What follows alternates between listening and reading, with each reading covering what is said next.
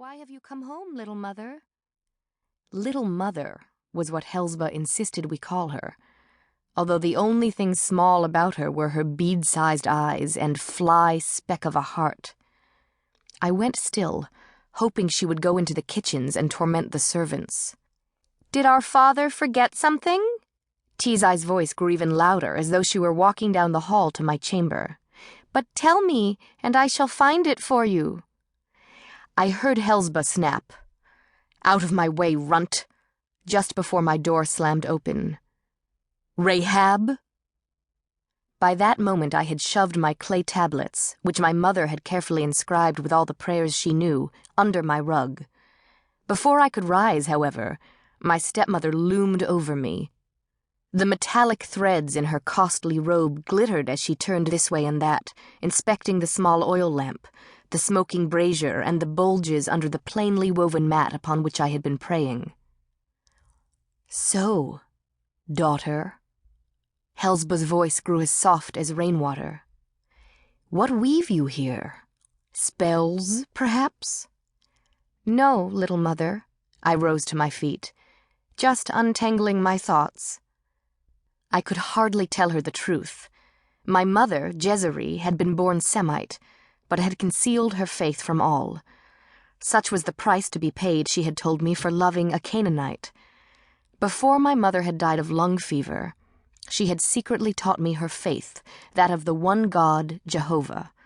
It was an outlawed religion, especially here in Riha, where Baal and many other bloodthirsty gods were feared and worshipped.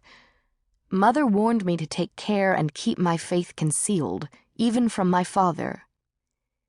Robur is a good man, but he fears the king and his Baal priests, Jezeri told me a few days before her end, her voice nearly gone from the endless weeks of coughing. That is why I told him I am Mayan, not Semite. Thank the one God that all my family is dead. Why did you lie to father? Why do the king and his priests hate Semites so much? I asked, confused by the need for secrecy.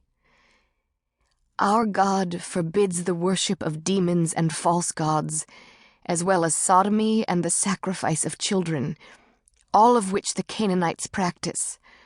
Such laws were given by Jehovah directly to Moses.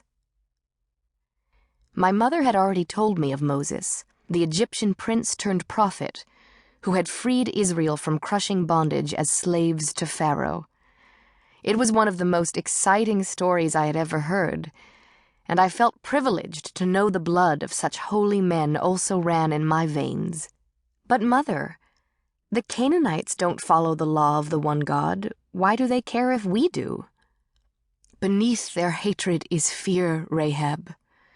Ours is a true faith, and by killing Semites, the Canaanites think to destroy the righteousness of Jehovah's word. Jezeri coughed again, bringing up blood as well as phlegm.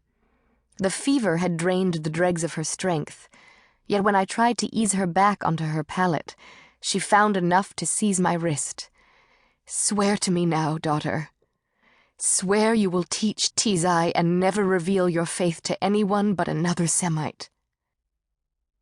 I loved my mother, and I swore that I would obey her wishes.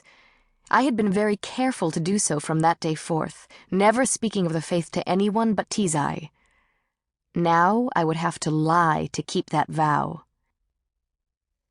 I was meditating on the Chokhmah of Moloch, I told her, although she knew I avoided the temple, her friends from it, and everyone else who worshipped there. That was not Moloch's wisdom. You were speaking strange words, foreign, evil-sounding words. My stepmother was a lazy, greedy woman, but her eyes were not ignorant, and neither were her ears. Where did you learn this pig's tongue? Temper rose inside me, hot and fierce. It is not... I clenched my hands and jaw and stared hard at my feet. It was a simple prayer of praise taught to me by a merchant. It was not a falsehood. I had been giving praise to Jehovah, and while she had spent most of her day at her loom, my mother had occasionally gone to the shop during festivals.